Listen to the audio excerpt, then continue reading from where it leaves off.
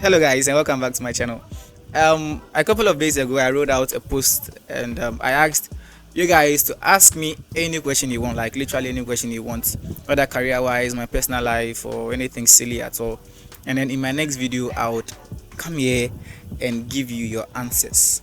So that is why I'm here today. All right, today I'll be answering all your questions and hopefully I'll be able to answer them, because honestly most of your questions, some of your questions are quite intense, like they are quite intense, but I'm going to try my best to answer all of them. So without further ado, let's get started.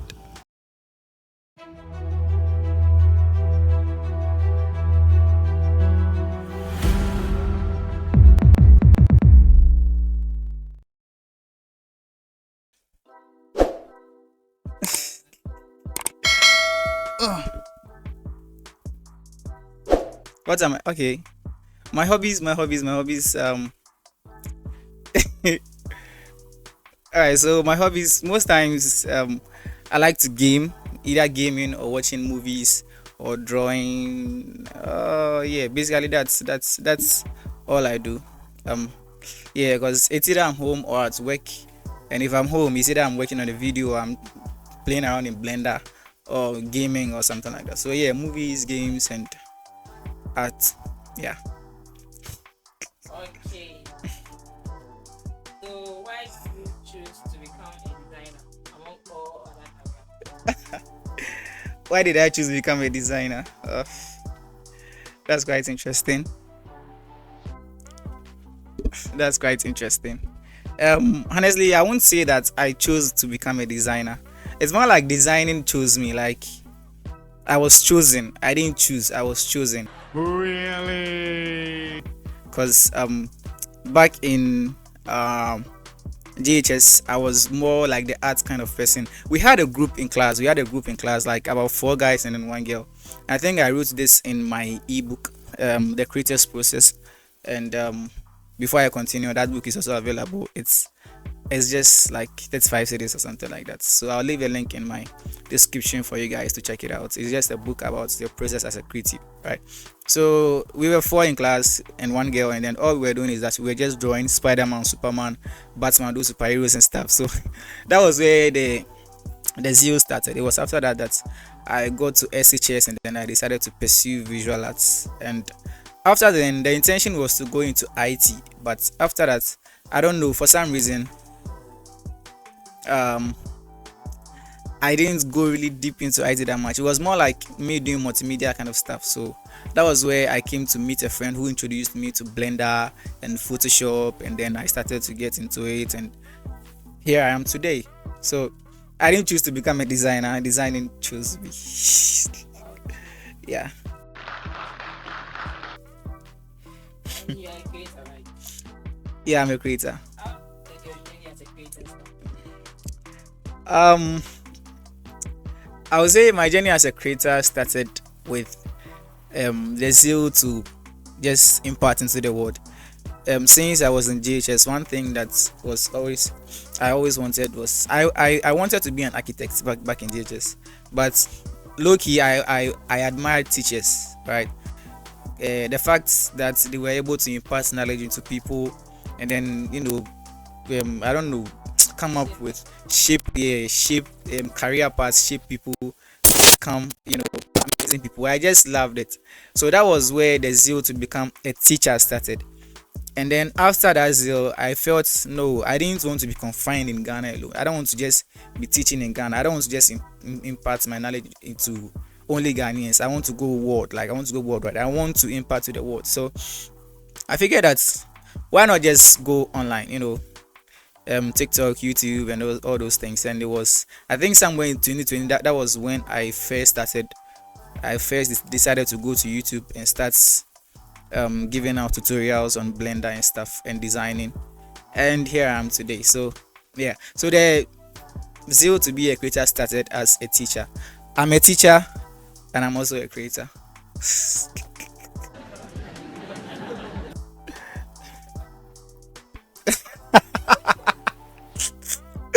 No, this question is, it's a bit too personal. Can I skip? No, I'm not.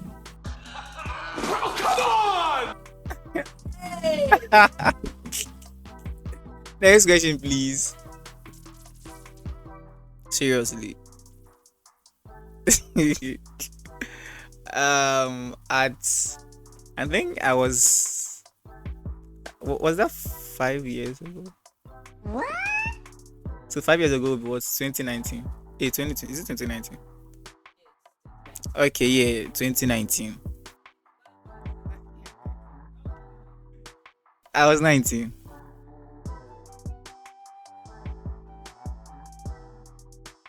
In the next 2 to 5 years, I see myself still doing content, but with imparting more lives and reaching a broader audience. And you know what? Let me calm down. I'm a Bashianya, my member from Mamu. In the next in the next 2 to 5 years, I would love to have a camera. Like I'm not using a camera to shoot this, so like I'm using a smartphone. And in case you guys are watching me and you want to be generous, I really appreciate that. So you know what? Let me put my shamelessness aside. If you'd like to help out, I'll leave my Momo number in the description because I really want to get a camera. And you know how it is to be a teacher in this country. It's hard. Like it's hard. But yeah, in the next 2 to 5 years, I see myself still creating content, reaching out to a broader audience, imparting lives, and doing my podcast and having better gadgets, better gear. Yeah. And of course, I left one thing: chopping more money. Yes, I have to chop money. Yes. Yeah, let's go.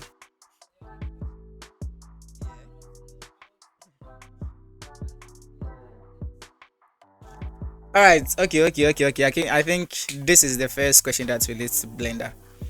Okay, I think this one was from Instagram. Who was it? I think was it Jaden or someone like that.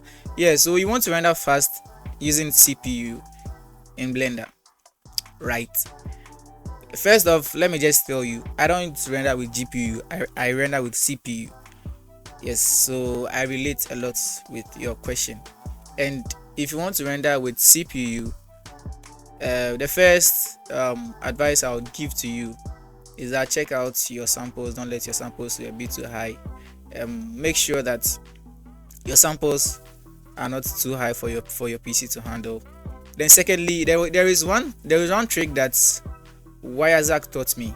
Okay, if you are trying to render an animation in Blender, and your background is just one still frame, I think it would be better if you render your background, just one image for the background, and the foreground that will be moving, you render that without the background.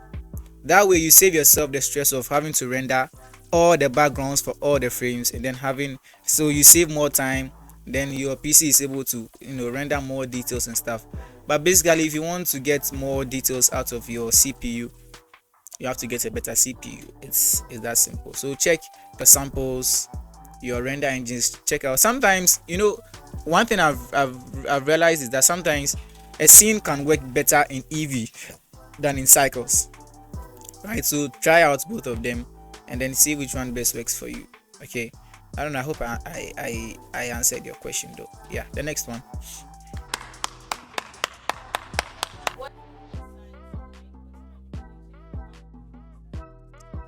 What is the science behind photo manipulation and how do you master it? I'll answer the latter part first. How do you master photo manipulation? Practice. That is the best way to master any skill. Now let me come to the first one. What is the science of photo manipulation? Basically, you need to understand how the world, real life works. You need to understand it. You need to be able to perceive how certain things happen.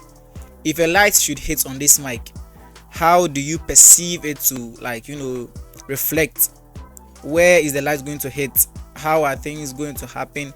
If a car should crash into a wall, how is it going to deform? All of those things. And basically, if you want to understand the science of it, first off, I'm not into photo manipulation, but I'm into 3D. So 3D is kind of, they have a relation in a way. But if you want to understand the science of photo manipulation, just understand how real life works. Sometimes you have to experiment. Take a bottle, put it down, take a torchlight, hit it on it, move to this direction. Just practice and just see how it reacts to it. That way, when you are working in Photoshop on your photo manipulation, is going to be a lot more easier. Right? Let's go.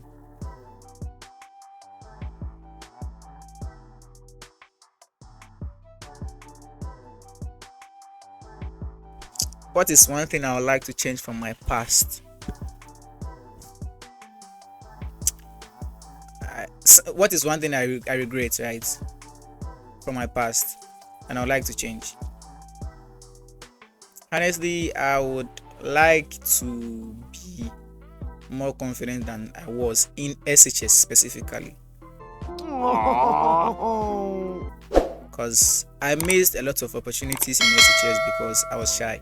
Like I was like shy, bro. Like shy. I was part of a dance group called the Sneaks, and almost like, you see, we were, I don't know, I think we were about 6 in number, and anytime I mount stage with a group, I make it compulsory to wear a mask. But when they are performing without me, they don't wear a mask. And because I felt I wasn't good enough, I was like so shy, I didn't perform that much. And the day I decided to perform on stage without a mask, guess what? Like, so what happened? I flopped on stage.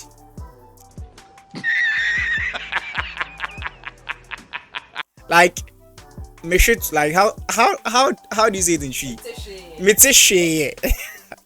Metishe on stage, bro. Like, Metishe on stage, and I don't know. That's actually made me a bit famous. But aside that, I also trained for athletics, and when the day came for us to, we did our justification and everything, our justified thing, and I was selected. When the D-Day came for us to get into the competition, I backed out because I was scared of the crowd. And the guy that was always second to me won, like he was first. So up to now, I keep asking myself, what if I just did it? I believe I would have gotten opportunity. I think that guy got scholarship to Legon or something like that. So I keep asking myself that, what if I did that? I mean, I would have gotten that scholarship. So yeah, I would have preferred to be more confident, and let me just keep the rest. Yeah. Yeah. So can you walk us through My design process. Okay. I'm going to try to summarize it, but again, I'm going to refer you to my book, The Creator's Process. I wrote a lot about my creative process in there, so I think it will help you. But basically, for graphic design, when I'm coming to work on any flyer, whether it's a flyer, a logo, or something, I start by feeding my eyes. Like, I feed my eyes. I go into Pinterest, Behance, Dribble. Sometimes just Google the term or any term that relates with it, with what I'm working on, and then with that, I'm able to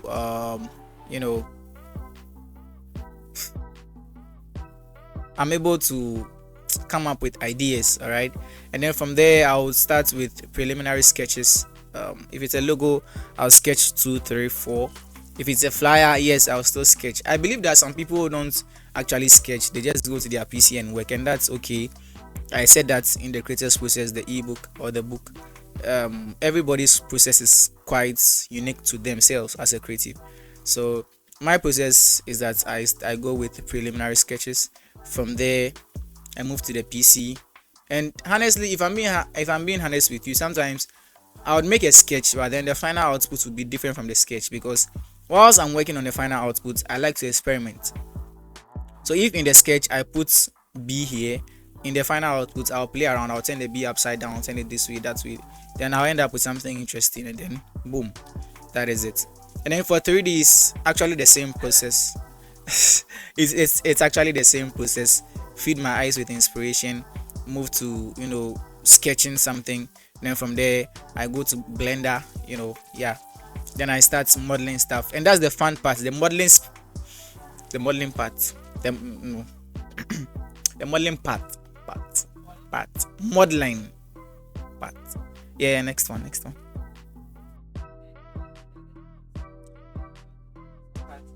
What? Wait, what? $10,000 PC, Oh, $10,000 apartment. I think anyone watching me knows the answer to this. I'll go with the PC, hands down, bruh. Yeah, music or video game? hands down, video game. Video game. Yes, Not your music lover. I love music. It's Okidi or that. Oh God. Why would you ask me Kiddy or Dax? Because anybody who knows you like, you love Kidi and you love that. So Kidi or that. This is difficult. All right, let me be honest. I'll go with Dax. Why? Because I love Dax. Like, I love his rap. His rap always has meaning. It has some way of relation. It has some sort of, what's the word? I can't find the word, but it just connects and is more relative. Unlike Kiddy, who is good by his songs, mostly Oba, Semi, Dowa, those things. They are nice, but I feel like Dax has more message.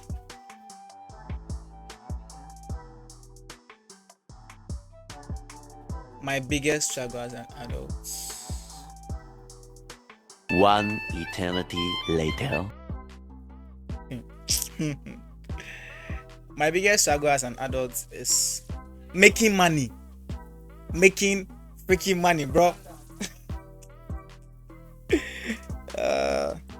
One thing that I've realized is that if you decide to make money in the honest and genuine way, it's hard. Like, it's difficult. It's not like, it's not like I can't scam. It's not like I don't have friends who have scammers, or I don't know people who can literally connect me to drug dealers. I'm not saying I don't know who can connect me to drug dealers. Please. That's not what I'm saying. But I'm saying that I took it upon myself to make money in the honest and true way so that I can enjoy the fruits of it. Even scripture says that. Okay, I've forgotten the scripture.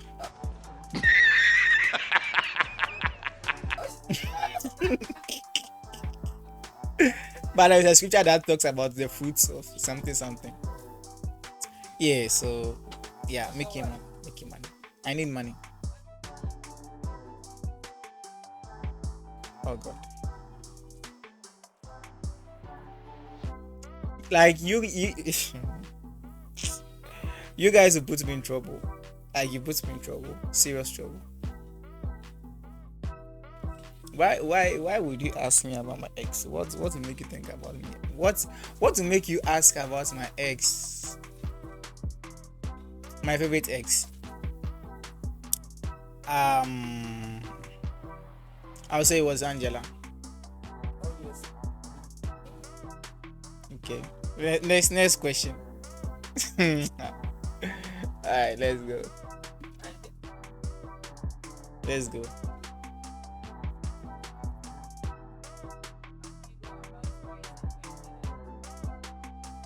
Okay, back to the business. Finally. Alright, so I think pricing has always been an issue for creatives, like not only in Ghana but like worldwide actually. And I've been following this guy Chris Doe for like a long while now, and I've been learning a lot from him about pricing, marketing strategy, and all of those things, like how to position yourself as a creative and how to charge more for what you do. And I would say that for me, currently I'm not working as a sole creative. I'm working with a company. I'm the co-founder of the CC Studio, the Creative Crisis Studio, and it was we co-founded it, Christian and I, Christian Janka, I think I'll put his picture here for so that you guys will see how fresh he is. The freshest creative on the planet, like freshest guy. And we've been doing a lot. Yeah, and please, he's married. He's married. He's fresh, but he's married. Please, no one should attempt. I won't give you his number if you try. When it comes to pricing, with CC Studio, I can't say everything, but what we do is that basically we tell the clients, or after the onboarding and all of those things, the client has to send 70% has to make 70% down payment before we start the project. And even before we start, we send out a contract to the client. The client has to read through, check everything, and agree with us before we send the client an invoice. And then after the invoice, we start work. If the invoice is not paid, we are not doing nothing. So after making payments, we start the work, and then after working, the client pays the 30% before we send the final output. What if it's not content? So that will all be in the contract. So in the contract, we'll state a lot of things which you have to read. So if you don't read through as a client, and then in the end you say something that goes against our contract, there are certain statements. When you breach the contract, it means that you have to pay certain debt amount that is attached to it. It's in the contract, so it means you have to read it. So I think we should inculcate this in our workflow as creatives. Use a contract, okay? And then don't work before you are paid. I made this mistake when I started as a creative. Don't work before you are paid, regardless how much you are being paid. Take a down payment before you start, and take the final payment before you send the final output. Full stop. Let's go. Okay, so we're almost done.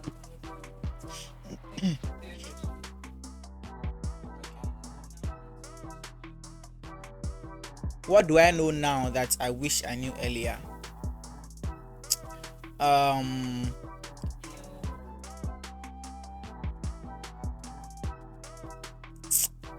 I wish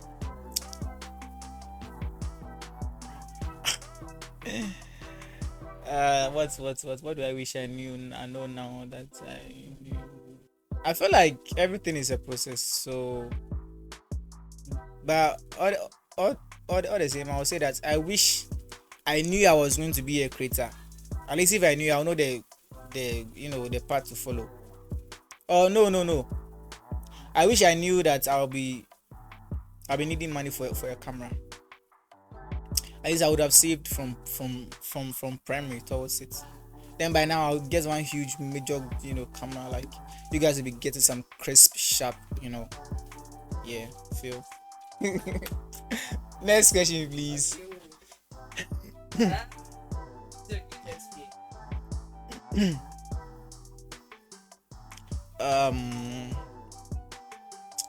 My greatest fear has always been that maybe I'm not as good as I thought, and I fear I'm not as good as I think.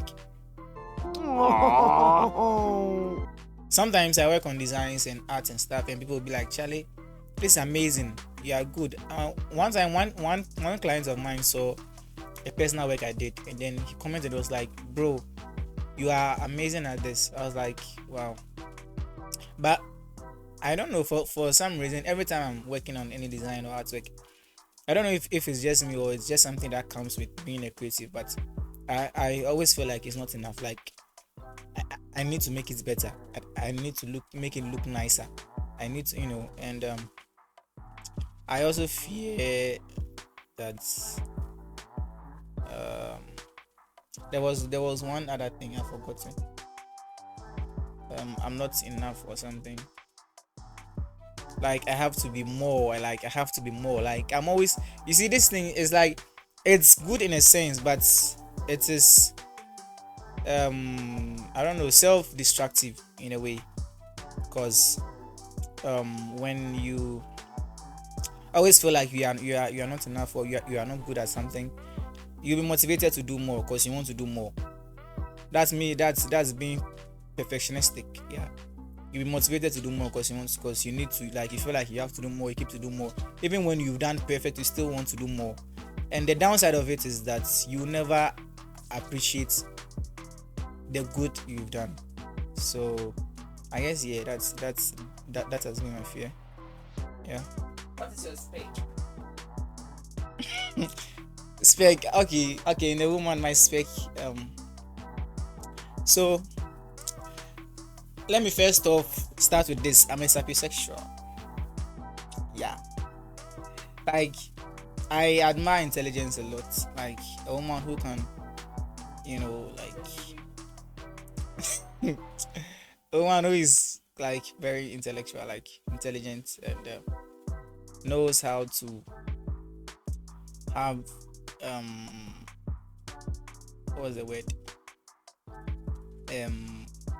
I don't know. Should I say difficult conversations or conversations that involve like thinking and yeah, like I just admire a woman who is basically intelligent, even though yes, the face and the looks are like they're also necessary. I mean, I'm not saying that if you look like um shatabando and then you have brains, I would like you, but Move your mouth. I can remove my eyes. Yeah, but basically, if you look good, you have brains, you're my spec, you know. The toxic habits you have. Shit. A toxic trait I have.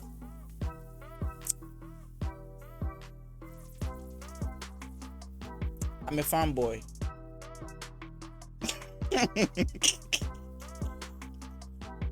I'm a fanboy. I'm a fanboy. It's toxic. I mean, it's toxic. Like, not all girls can handle fineness, you know. Yeah. Yeah. So, okay. A toxic trait I have. Okay, so I'm going to mention this. I've always had this notion that or should I say, it's been an expectancy that because let's say I would do this for you, I would be expecting you to do the same thing for me. And as much as I feel like I think it's not right, but I've gotten to understand that it is not so. Not everyone can think as you do, and things may mean a lot to you but mean less to someone else, and vice versa. So I think, yeah, I tend to expect that because I'm texting you, you should also text me. Because I would call you, you should also be calling me. Because I'll kiss you, I expect you to kiss me. And that's not the thing, you know. But it's more about you than the people. So yeah, I don't think having like expecting something from someone whom you have a mutual agreement with is not bad, but like you should be able to limit your expectancy. Great, yeah. You know, sexual. Oops, on Boobs.